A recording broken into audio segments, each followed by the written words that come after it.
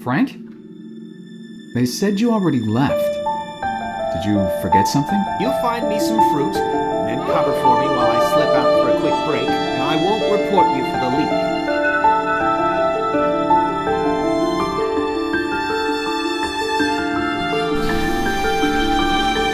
$429-496-7295.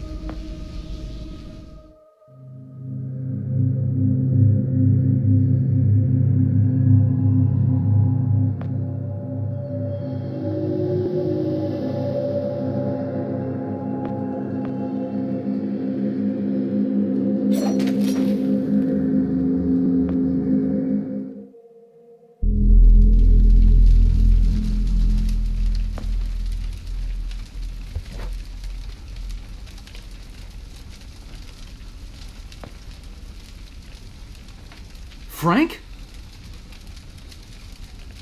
Joe! Oh. Please. Need water. What are you... Please. I'll get you some water. Hang in there.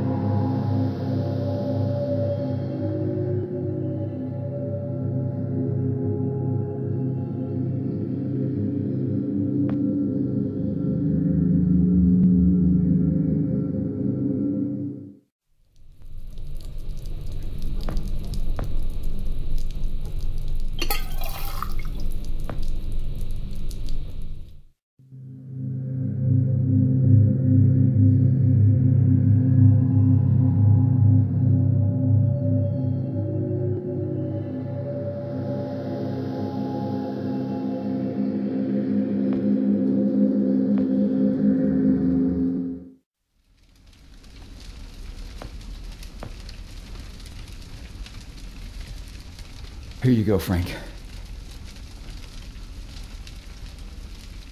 Oh, thank you. I don't understand. What are you doing here? Where are we? I'm not sure. I had no time. I pushed it as far as it'd go. From what I've been reading, everything gets imprecise the farther you travel. Even your physical location can get messed up. Nobody's been this far. We could be hundreds, maybe thousands of years in the future for all I know. I don't get it. So, you're a time pilot now? Do I really need to spell it out for you, Joe? I stole it. What? You stole the time machine, but why? Look, I've got no reason to tell you, but I guess it doesn't matter. You're the last person I'll be sharing anything with anyway. The truth is, I'm a Soviet agent. Cut it out, Frank. I'm not falling for that one again. I'm not joking. Frank, you're just sick, confused. Come on, you can't be. Where's your Russian accent?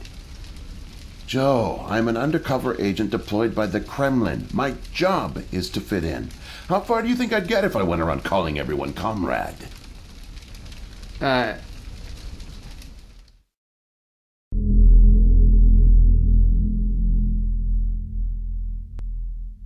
My real name is Yuri Barishev. I came to America in my early 20s. I went to school here, worked here, spent nearly 10 years building the foundation of an ordinary life. But the truth is that my life is far from ordinary. I am a spy. I was planted by the Soviet Foreign Intelligence Agency to gather intel on advanced US military research programs. And I started getting my first missions in the mid-60s.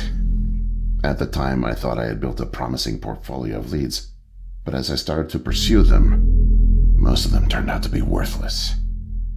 By 1968, I had run out of goodwill with my handlers at the Kremlin. I was a disgrace, and headed for extraction.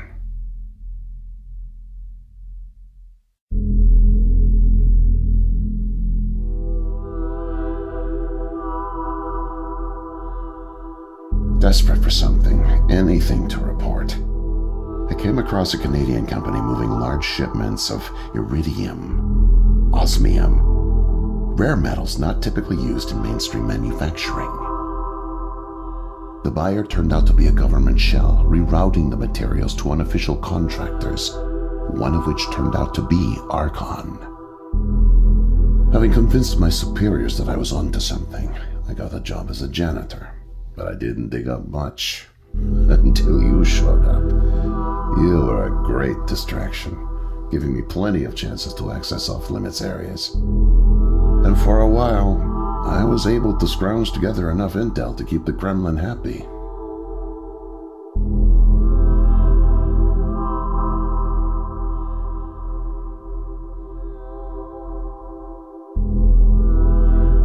My hunch was correct, but I didn't have the full picture. Not yet. The metals were being used to build something unusual, all right. But I just couldn't piece it together. What I found made no sense.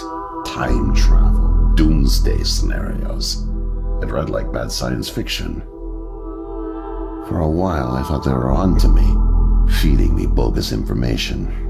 But as time went on, with security tightening around the labs and no one confronting me, I began to suspect that my intel was legit.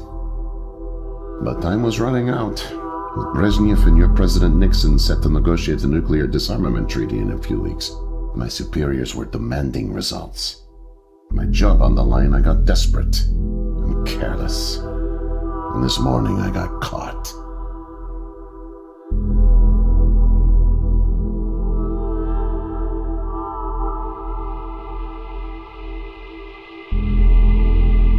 I was tailing an engineer into an off-limits lab when I bumped into Barney from security.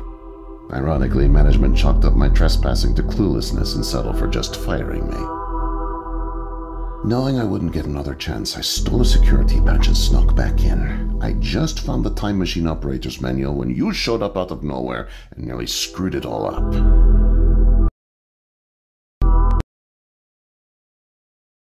Then it clicked. Not only could I steal the technology, it was the perfect getaway, too. Using the manual, I set the destination as high as it would allow. I figured if I could just get far away, I'd have plenty of time to figure out how to get it back to the motherland. But, well, I guess you know the rest.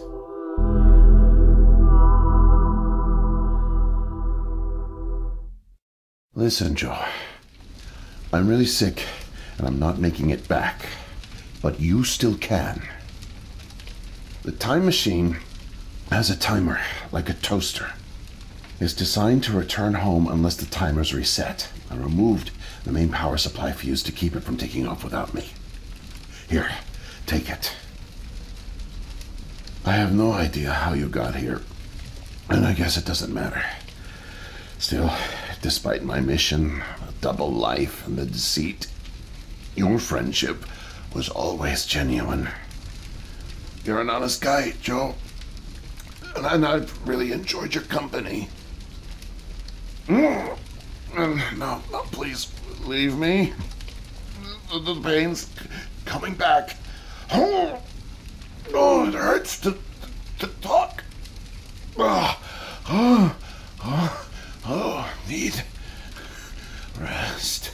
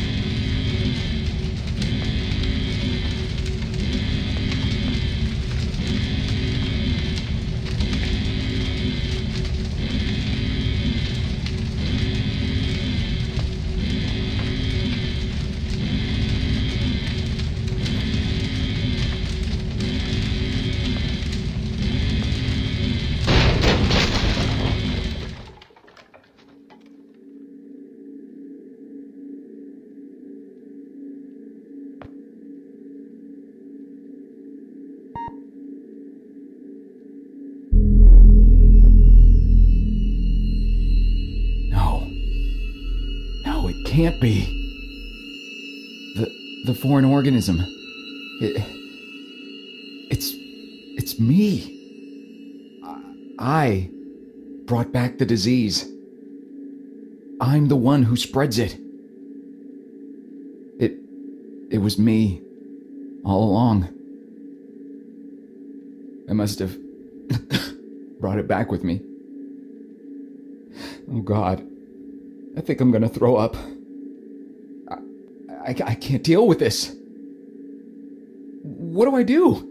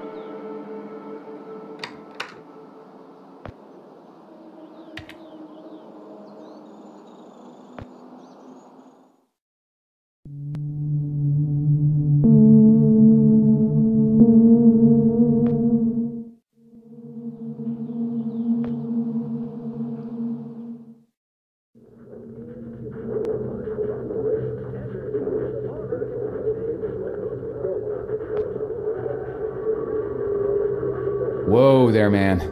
No offense intended.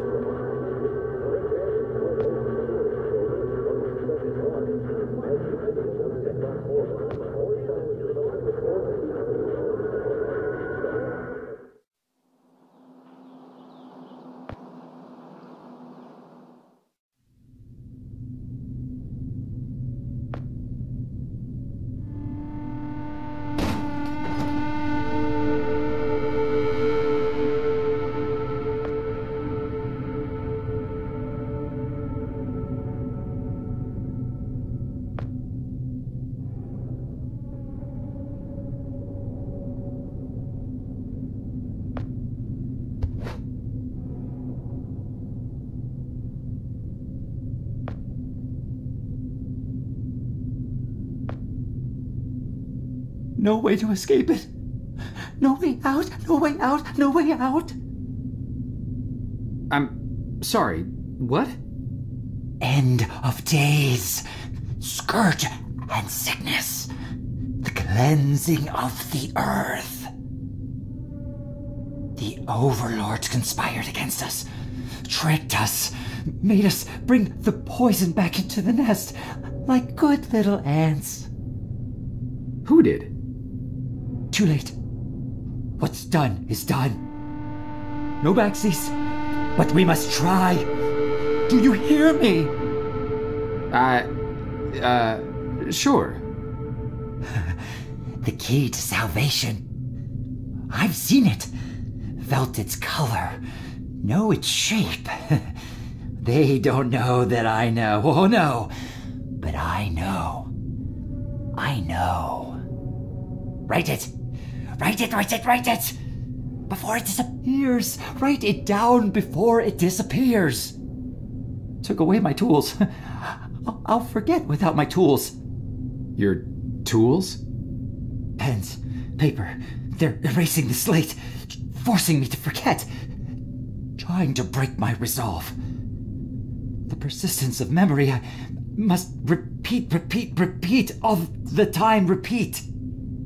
Oh, they fear me, cower at the sight of scientific rigor. They know I'm close, so they take away my tools. I'll show them. The blinding light of the scientific method casts no shadows.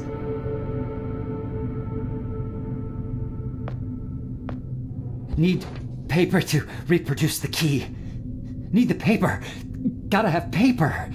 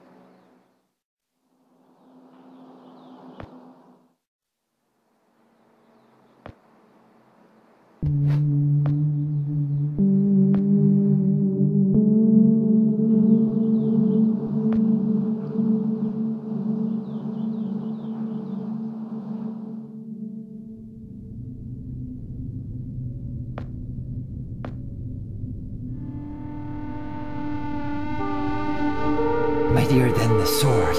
The pen, the pen, the pen. The key. The key. Keep it close. Keep it safe. Bring help. Don't get caught. Save the kingdom, get the girl. Save the kingdom, get the girl. Save the kingdom, get the girl.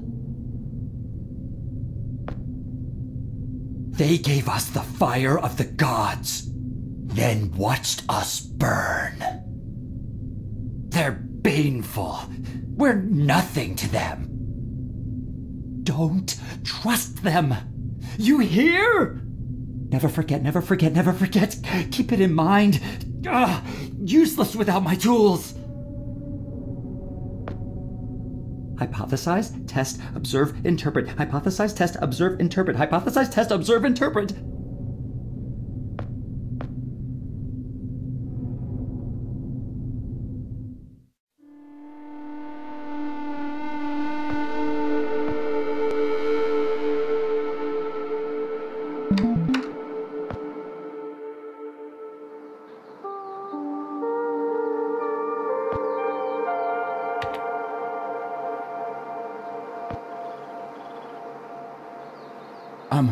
Miss, nurse, Oh, hi there. Goodness, you startled me. You could have just knocked. And it's Dr. Emma Brown? I'm a little embarrassed to say, but we don't have any files on you, so I don't even know your name. it's Joe, ma'am. Oh, call me Emma. We're not so formal here. It's nice to meet you, Joe. I'm sorry, Dr. Brown. I don't know how to say this, but everyone here is in serious danger. I'm very sick, and it's very important you call the authorities and... Whoa. Take it easy. Deep breaths. There's nothing to be afraid of. How do you feel? Okay, I guess. A little sore. See, you're fine. And the soreness is to be expected. You've undergone muscle therapy. You've been asleep for at least 3 decades, after all. Maybe even more. What? Where am I? What year is this? Easy, Joe. I know it's a lot to take in. It'd be a shock to anyone's system. Haven't been under for as long as you have. It's 2012, and this is the psychiatric ward at St. Genevieve's Hospital. You were brought out of hibernation 5 weeks ago. Like the others, you were placed in an artificial coma for regenerative muscle therapy and brought here for evaluation and rehab after everything checked out. Oh, God. The tubes. You have to listen to me, doctor. I'm dangerously sick. I was carrying something when I got in. Oh, that? Well, that's true. You did all have some kind of flu. Actually, the resident physician did find it peculiar how you had all contracted a type of avian flu that only first appeared in the late 90s, and a new strain at that. In any case, the pathogen was largely dormant due to the extended hibernation. We run very thorough medical checks on all our cryo clients, so we gave you all a shot of our regular cocktail. Cleared it right up before you even came to. So it's gone? But Archon... Yes, I'm afraid I don't know much about all of that. All I know is that the company that froze you went bankrupt back in the early 70s. A victim of industrial sabotage, I think. Anywho, the remaining assets were sold off, and the Cryoform company bought the cryogenics technology. As per ethical requirements, that included all of you who were frozen there. We've been helping rehabilitate Cryoform's clients for the past 5 years or so. Mostly folks suffering from previously incurable terminal illnesses and heavy wallets. You didn't hear that from me, huh? Unfortunately, cryogenics was a little... experimental when you went under. So, while the company's been freezing and reviving clients for quite some time, you had to stay confined to the original equipment.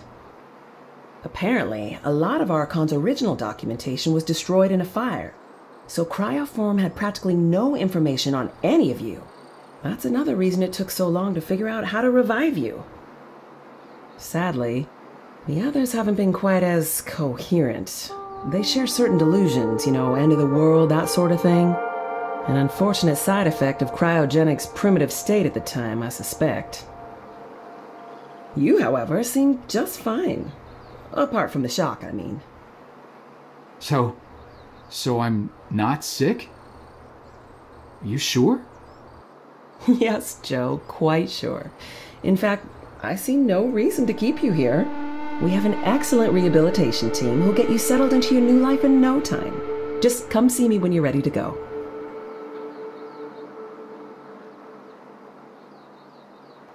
So, are we all ready to go? I guess. Oh, don't worry. The rehab team's eager to help get you settled in. I know it may feel a little overwhelming now, but Trust me, you'll love it in 2012. Endless opportunities. A whole new lease on life. Speaking of, I happened to catch you on the surveillance monitors a little while ago, and you seem to show excellent problem-solving skills. You like puzzles, Joe? Perfect. I'll be sure to mention it to the career coaches. They'll find just the right thing for you.